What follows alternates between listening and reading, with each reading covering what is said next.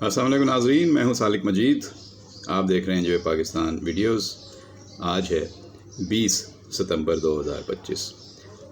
آج کافی خبریں آپ کے لیے، ملکی اور بین الاقوامی خبریں ہیں جن کا تجزیہ کریں گے، دیکھیں گے خبریں کیا ہیں اور کیا پیغام لے کر آئی ہیں پاکستان کے لیے، اور ہمیں کس طریقے سے چیزوں کو آگے دیکھنا ہے اور اس کی تیاری رکھنی چاہیے۔ تو انٹرنیشنل خبروں سے آغاز کریں گے۔ طالبان نے بگرام ایئر بیس کو دوبارہ کنٹرول میں لینے کا جو ٹرمپ کا اعلان ہے اس کو مسترد کر دیا ہے۔ کابل سے یہ خبر ہے، جس سے پہلے ہم اپنے پروگرام میں شامل کرتے ہیں کہ امارات اسلامیہ افغانستان نے امریکی صدر ڈونلڈ ٹرمپ کی جانب سے افغانستان کی بگرام ایئر بیس کو دوبارہ اپنے کنٹرول میں لینے کے اعلان کو مسترد کر دیا ہے، اور ان کا کہنا ہے کہ تاریخ گواہ ہے کہ افغانستان نے اپنی سرزمین پر کبھی بیرونی افواج کو تسلیم نہیں کیا۔ افغانستان کی وزارت خارجہ کے ایک اہلکار ذاکر جلالی نے ایکس پر پوسٹ کیے گئے اپنے بیان میں مزید کہا کہ دوحہ مذاکرات اور اس کے نتیجے میں ہونے والے معاہدے کے دوران اس نوعیت کے کسی امکان کو یکسر مسترد کر دیا گیا تھا۔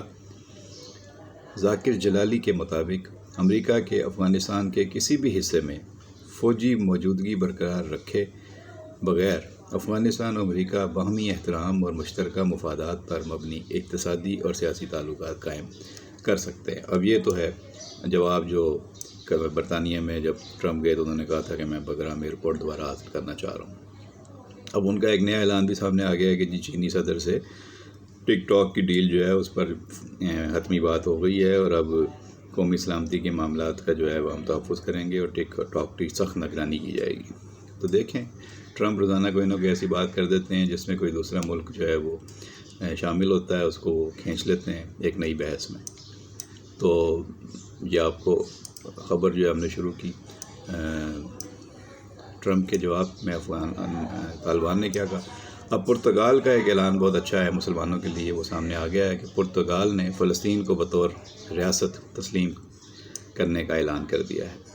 یورپی ملک پرتگال نے فلسطین کو بطور ریاست تسلیم کرنے کا اعلان کر دیا ہے۔ یہ دیگر یورپی ملکوں کے لیے ایک پیغام ہے، فلسطینیوں کے لیے یہ باعث مسرت اعلان ہے، اور اسرائیل کے لیے یقینی طور پر بڑا دھچکا ہے۔ انٹرنیشنل میڈیا کے مطابق پرتگال کی وزارت خارجہ نے اعلان کیا ہے کہ وہ اتوار کے روز اقوام متحدہ کی جنرل اسمبلی میں ایک اعلیٰ سطح وفد فلسطینی ریاست کو باضابطہ طور پر تسلیم کرنے کا اعلان کرے گا۔ دعویٰ کیا گیا ہے کہ پرتگال ان 9 ملکوں میں شامل ہو گیا ہے جو اگلے ہفتے فلسطینی ریاست کو تسلیم کر لیں گے۔ اس حوالے سے برطانیہ، آسٹریلیا، فرانس اور کینیڈا بھی شامل بتائے جاتے ہیں، تو یہ ایک اچھی بات ہے۔ آسٹریلیا کا بھی فلسطین کو بطور ریاست تسلیم کرنے کا اعلان جو ہے وہ 11 اگست کو سامنے آیا تھا، اور انہوں نے کہا تھا کہ اقوام متحدہ کی جنرل اسمبلی کے اجلاس میں فلسطین کو بطور ریاست تسلیم کریں گے۔ تو یہ اعلان انتھونی البانیز کا تھا جو انہوں نے اس وقت کیا تھا۔ اس سے قبل نیوزی لینڈ کے وزیر خارجہ ونسٹن پیٹرز نے بھی کہا تھا کہ نیوزی لینڈ فلسطین کو بطور ریاست تسلیم کرنے پر غور کر رہا ہے۔ فلسطین کو تسلیم کرنے کا فیصلہ نیوزی لینڈ کی کابینہ ستمبر میں کرے گی، تو اب یہ موقع آ گیا ہوا ہے، دیکھتے ہیں وہ کیا فیصلہ کرتے ہیں۔ ادھر برطانیہ نے فلسطین کو ریاست تسلیم کرنے کا مشروط اعلان کر دیا ہے، جبکہ پرتگال، جرمنی اور مالٹا نے بھی فلسطین کو ریاست تسلیم کرنے کا اشارہ دیا تھا۔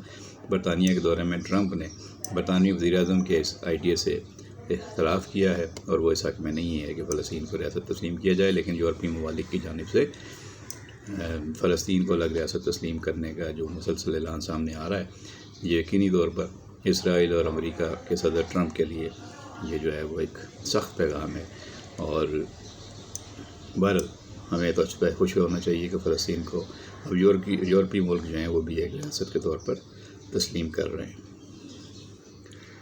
اچھا جی، ایک اور خبر آپ کے ساتھ شیئر کرنی ہے کمبوڈیا کی۔ آپ میں سے کچھ لوگ شاید کمبوڈیا کے بارے میں جانتے ہوں، جنہوں نے وہاں کا سفر کیا ہوگا یا وہاں کے بارے میں حالات سے آگاہ ہوں گے، اور جو نہیں جانتے ان کے لیے یہ خبر زیادہ شاکنگ ہوگی کہ کمبوڈیا میں پاکستانیوں پر نہ صرف مظالم ڈھائے جا رہے ہیں بلکہ انسانی اعضاء کی فروخت کا انکشاف بھی ہوا ہے۔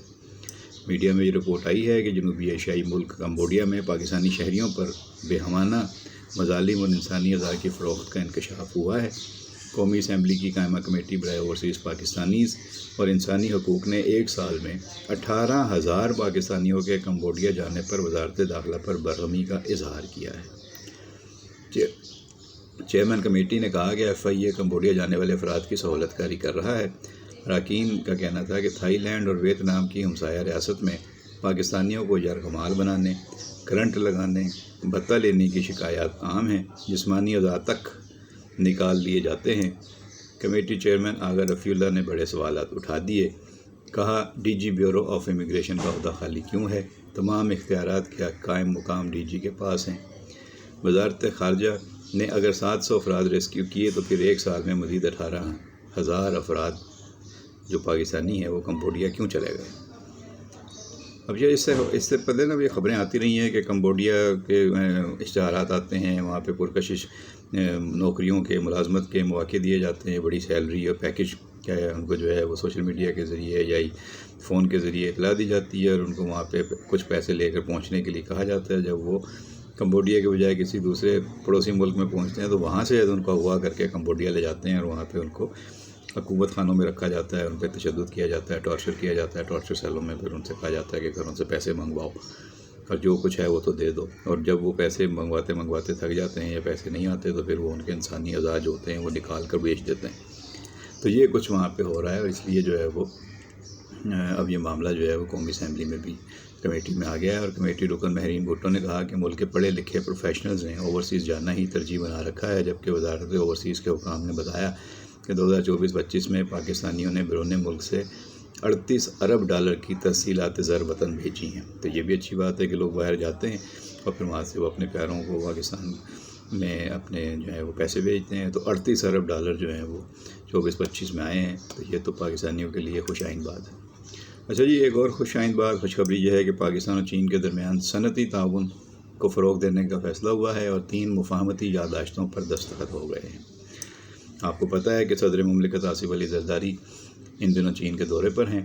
انہوں نے پاکستانی اور چینی کمپنیوں کے درمیان صنعتی تعاون کی 3 مفاہمت کی یادداشتوں، جسے ہم MOUs کہتے ہیں، پر دستخط کی تقریب میں شرکت کی۔ تقریب سے خطاب کرتے ہوئے صدر پاکستان نے کہا کہ مفاہمت کی یادداشتیں پاکستان اور چین کے درمیان ان شعبوں میں تعاون کے نئے دروازے کھولیں گی جو براہ راست پاکستان کی معاشی ترقی اور عوامی بہبود کے لیے معاون ہیں۔ صدر مملکت نے شنگھائی میں high quality operation elite program میں شرکت پاکستانی ماہرین سے ملاقات بھی کی۔ ایوان صدر کے پریس ونگ سے جمعے کو جاری کیے گئے بیان کے مطابق پہلی مفاہمت کی یادداشت لویانگ ماڈرن بایو ٹیکنالوجیز اور حکومت سندھ کے درمیان طے پائی۔ صوبائی وزیر ناصر شاہ نے سندھ حکومت کی نمائندگی کی، جس کا محور پاکستان کی لائیو اسٹاک صنعت کو جدید بنانا ہے۔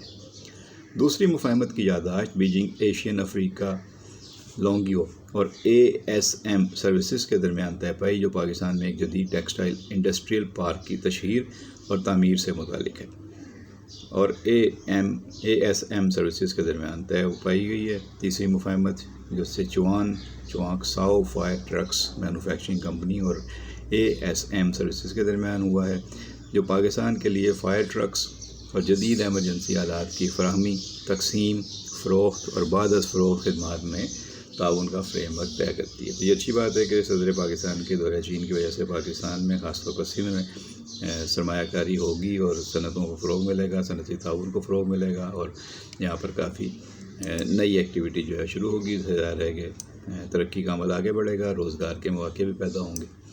اچھا جی، پاکستان مسلم لیگ نون کے سینیٹر ہیں نواز صاحب کے دست راست ہیں، ان کے خاص بااعتماد ساتھی ہیں سینیٹر عرفان صدیقی صاحب۔ انہوں نے سیاسی مستقبل پر کچھ خدشات کا اظہار کیا ہے۔ وہ کہتے ہیں کہ سینٹ میں سیاسی مستقبل پر خدشات ہیں، پاکستان کو بحران میں دھکیلنے کے خواہاں پارلیمنٹ اور عدلیہ سے مستعفی ہو جائیں گے، لیکن اس منصوبے میں ناکامی اور رسوائی کے سوا انہیں کچھ نہیں ملے گا۔ انہوں نے مشورہ دیا کہ بہتر ہے کہ PTI اگر پارلیمنٹ میں بیٹھی ہے تو قائمہ کمیٹیوں میں بھی جمہوری کردار ادا کرے۔ جمعے کو انہوں نے کہا کہ حالات کی رفتار یہ بتا رہی ہے کہ کچھ عرصے میں مایوسی کی جھنجھلاہٹ میں PTI پارلیمنٹ سے اور کچھ جج صاحبان عدلیہ سے لگ بھگ ایک ساتھ باہمی مفاد کی خاطر مستعفی ہو جائیں گے۔ اب یہ وہ خبر بھی دے رہے ہیں اور خدشہ بھی ظاہر کر رہے ہیں۔ انہوں نے PTI کو مشورہ دیا کہ قائمہ کمیٹیاں پارلیمنٹ کی روح ہیں. پی ٹی آئی اگر قومی اسمبلی اور سینٹ میں موجود ہے تو بہتر ہوگا کہ وہ اسٹینڈنگ کمیٹیوں میں بھی موجود رہے اور اپنا جمہوری کردار ادا کرے. سینیٹر عرفان صدیقی نے الزام لگایا ہے کہ استعفوں کا ہدف پاکستان کو کسی بڑے بحران میں مبتلا کرنا ہے، مگر ان کا یہ منصوبہ انہیں ناکامی اور رسوائی کے سوا کچھ نہیں دے گا. ادھر پاکستان کے جو وفاقی وزیر اطلاعات اور نشریات ہیں عطا اللہ تارڑ صاحب، وہ کہتے ہیں کہ محض ایک سوال پوچھنے پر صحافی کو 1 ارب روپے کا نوٹس آزادی صحافت پر کھلا حملہ ہے. یہ کیا واقعہ ہے؟ یہ کیسے انہوں نے یہ بات بتائی ہے؟ یہ دراصل ہوا یہ ہے کہ وزیر اعلیٰ خیبر پختونخوا علی امین گنڈا پور نے صحافی کو 1 ارب کا نوٹس بھجوایا ہے، جس پر انہوں نے سخت تنقید کی ہے. انہوں نے مقامی روزنامہ سے وابستہ صحافی کو وزیر اعلیٰ خیبر پختونخوا کی جانب سے بھجوائے گئے نوٹس پر شدید تشویش اور افسوس کا اظہار کیا اور کہا کہ صحافی کو میں سوال پوچھنے پر 1 ارب کا نوٹس بھجوانا آزادی صحافت پر حملہ ہے، جمہوری اقدار کی پامالی اور آئین سے انحراف ہے. صحافی کا فرض سوال کرنا ہے اور سوال پر نوٹس بھیجنا نہ صرف غیر آئینی اور غیر قانونی بلکہ ناجائز ہتھکنڈہ ہے. ایسے اقدامات کا مقصد صحافیوں کو دباؤ میں لا کر ان کی زبان بندی کرنا اور جمہوری کلچر پر کاری ضرب لگانا ہے. اپنے بیان میں وفاقی وزیر اطلاعات نے کہا کہ جمہوری اقدار کا تقاضا ہے کہ سوال کا جواب دلیل اور وضاحت سے دیا جائے، نہ کہ صحافیوں کو ہراساں کر کے ڈرانے کی کوشش کی جائے. صحافیوں کو حد تک عزت کے نوٹس اور سائبر کرائم کی کارروائیوں کی دھمکیاں دینا کسی طور قبول نہیں کیا جا سکتا. وزیر اعلیٰ خیبر پختونخوا کا یہ طرز عمل ریاستی عہدوں اور اختیارات کے ناجائز استعمال کے مترادف ہے. تو انہوں نے یہ تنقید کی ہے، لیکن خود انہیں سوچنا چاہیے کہ ان کی حکومت جو پیکا قوانین اور دیگر چیزوں کے حوالے سے قانون سازی کرتی رہی ہے، تو اس پر خود ان کی حکومت کو اور ان کے رہنماؤں کو بھی تنقید کا نشانہ بنایا جاتا رہا ہے. تو اس لیے یہ ساری چیزیں جو ہیں وہ اتنی سادہ نہیں ہیں جتنی وہ شاید سمجھ رہے ہوں. لیکن بہرحال انہوں نے جو آواز اٹھائی ہے صحافی کے حق میں، تو اس پہ صحافی برادری ان کا شکریہ ادا کرے گی اور ان کے ساتھ کھڑی ہوگی. اچھا جی، پاکستان کی معاشی خبروں اور خوشخبریوں کا سلسلہ جاری ہے. پاکستان اسٹاک ایکسچینج میں کاروباری ہفتے کے دوران مثبت رجحان دیکھا گیا.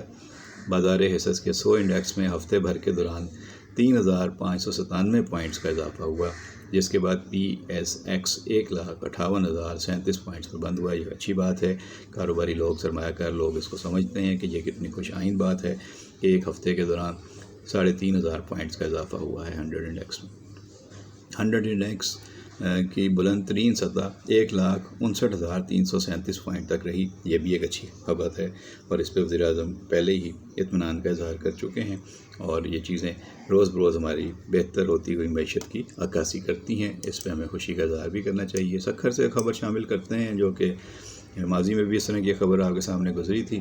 یہ اسی سے ملتی جلتی خبر ہے. بااثر وڈیرے کا جانور پر بدترین تشدد اور اونٹنی کی ٹانگ توڑ دی گئی. پہلے بھی ایک اونٹنی کی ٹانگ توڑی گئی تھی اور پھر اس کو جو ہے وہ آپ کو پتہ ہے کہ اس کی تصویریں دی گئی تھیں. سانگڑ میں وہ واقعہ ہوا تھا، ٹانگ سے محروم کی جانے والی اونٹنی کو مصنوعی ٹانگ لگائی گئی تھی. اب یہ سکھر کی تحصیل صالح پٹ ہے. بااثر وڈیرے نے اونٹنی کو بدترین تشدد کا نشانہ بنایا ہے. بتایا جاتا ہے کہ کھیت میں گھس کر پانی پینے پر وڈیرے نے اس اونٹنی کی ٹانگ توڑ دی، جبکہ کچھ لوگوں کا کہنا ہے کہ فصل تباہ کی تھی اور فصل تباہ کرنے پر اس کو سخت غصے کا اظہار کیا گیا اور اس کو ساتھ اس کے ملازمین نے اس کو ٹانگ توڑ دی. اس سلسلے میں پولیس کے حوالے سے یہ خبر ہے کہ پولیس نے مقدمے میں نامزد 3 ملزمان میں سے ایک کو گرفتار کر لیا ہے، جبکہ دیگر 2 ملزمان کی گرفتاری کے لیے چھاپے مارے جا رہے ہیں. یہ تو اچھی بات ہے، گرفتاری ہونی چاہیے. اور پاکستان کے ارشد ندیم جو ہیں وہ میڈل تو نہیں لا سکے، لیکن پاکستان واپس پہنچے اور انہوں نے جاپان سے پاکستان واپس آنے کے بعد کہا کہ جب میں ورلڈ ایتھلیٹکس چیمپئن شپ میں شرکت کے لیے گیا تھا اس وقت میں فٹ تھا. وہاں جا کے میرے ساتھ فٹنس کے مسائل پیش آئے ہیں، لیکن انجری کے باوجود میں نے 85 میٹر تھرو کی. یہ کوئی چھوٹی بات نہیں ہے. یقینی طور پر ارشد ندیم کی اس کارکردگی کو سراہا جانا چاہیے. وہ ٹوکیو میں کھیلے گئے ورلڈ ایتھلیٹکس چیمپئن شپ کے فائنل میں پہلی باری میں 82.27 کی تھرو کی، دوسری باری میں فاؤل ہوا اور تیسری میں 82.75 میٹر کی تھرو کی تھی.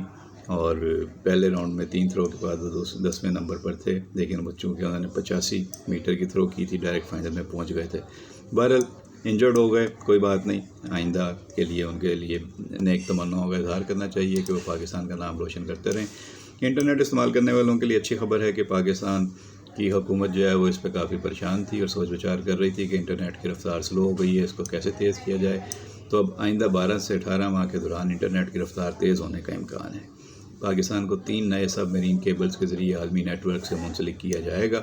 وزارت انفارمیشن ٹیکنالوجی اور کمیونیکیشن نے تصدیق کی ہے کہ آئندہ 12 سے 18 مہینوں کے دوران پاکستان کو 3 نئے سب میرین کیبلز کے ذریعے عالمی نیٹ ورک سے منسلک کیا جائے گا۔ وزارتی حکام کے مطابق نئے سب میرین کیبلز پاکستان کو براہ راست یورپ سے جوڑیں گی، جس سے موجودہ محدود راستوں پر انحصار کم ہوگا اور ملک کا انٹرنیٹ انفراسٹرکچر مضبوط ہوگا۔ اس اقدام سے نہ صرف بین الاقوامی کنیکٹیویٹی بہتر ہوگی بلکہ آن لائن خدمات میں رفتار اور معیار میں بھی اضافہ متوقع ہے۔ تو یہ والے یہ اچھی خبر ہے، لیکن فی الحال انتظار کرنا پڑے گا۔ 12 سے 18 مہینے تو حکومت خود کہہ رہی ہے، اللہ کرے یہ اس دوران ہو جائے، لیکن اگر نہیں بھی ہوا تو 12-18 مہینے کے انتظار کے بعد بھی چیزیں بہتر ہو جائیں تو اچھی بات ہوگی۔ اچھا جی، وزیر اعلیٰ پنجاب مریم نواز شریف جو پنجاب میں سیلاب کے دوران بہت ایکٹیو ہیں اور ان کی کارکردگی کو سراہا جا رہا ہے اور ان کے سیاسی مخالفین بہت حیران ہیں، پریشان ہیں کیا وہ کیا کریں۔ ان کا کہنا ہے کہ پاک سعودی معاہدہ بہت بڑی سفارتی کامیابی ہے۔ مدینہ منورہ میں بانی پی ٹی آئی کے چیلوں نے ہم پر جملے کسے، شہباز شریف کی تذلیل کرنے کی کوشش کی گئی، لیکن شہباز شریف کو سعودی سرزمین پر وہ عزت ملی کہ دنیا دیکھتی رہ گئی۔ اب پتہ چلا سبز پاسپورٹ کی عزت کیا ہوتی ہے۔ تو یہ انہیں سیاسی پوائنٹ سکورنگ کا موقع ملا تو انہوں نے موقع جانے نہیں دیا، فوراً ہی انہوں نے یاد دلا دیا۔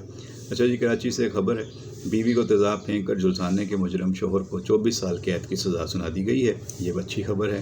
ایڈیشنل ڈسٹرکٹ اینڈ سیشن جج جنوبی کراچی کی عدالت نے یہ فیصلہ دیا ہے اور تیزاب پھینک کر جھلسانے کے کیس میں سماعت کرتے ہوئے مجرم شوہر ساجد کو مجموعی طور پر 24 سال قید کی سزا سنا دی گئی ہے۔ تو یہ اس طرح کی خبریں آئیں گی، سزائیں ہوں گی تو اس طرح کے واقعات تھمیں گے، رکیں گے، تو اس لیے یہ اچھی بات ہے۔ پاکستان کے نائب وزیر اعظم اور وزیر خارجہ اسحاق ڈار کہتے ہیں کہ سعودی معاہدہ دیگر ممالک شمولیت کے خواہاں ہیں، معاہدہ ایک رات میں طے نہیں ہوا، کوئی ذیلی یا خفیہ شرائط نہیں ہیں، خواجہ آصف بھی یہ کہہ رہے ہیں۔ تو یہ اب اس معاہدے پہ کافی گونج ہے، دنیا بھر میں اس پہ بات ہو رہی ہے، لوگ انتظار کر رہے ہیں کہ کیا مزید لوگ اس میں شامل ہوں گے یا نہیں۔ گجرانوالہ میں سانحہ 9 مئی کے سزا یافتہ قیدی کا جیل میں انتقال ہو گیا ہے۔ یہ قاسم کھوکر تھے، 9 مئی کے مقدمے میں سینٹرل جیل میں قید تھے۔ قاسم کو 5 سال قید کی سزا ATC نے سنائی تھی، اس کی خبر آئی ہے کہ جیل میں ہی ڈیتھ ہو گئی ہے۔ اچھا جی، یہ تھی کچھ خبریں آج کی، میں نے کہا آپ سے شیئر کر لیں اور مزید اپڈیٹ جو ہوں گے وہ آپ سے آئندہ اس پہ بات ہوگی۔ ویڈیو پسند آئی ہو تو لائک اور شیئر کیجیے گا، چینل پر سبسکرائب جن دوستوں نے نہیں کیا وہ چینل کو ضرور سبسکرائب کر لیں، ان سے درخواست ہے کہ گھنٹی کا بٹن دبا دیں اور اپنا بہت خیال رکھیں۔ بہت شکریہ۔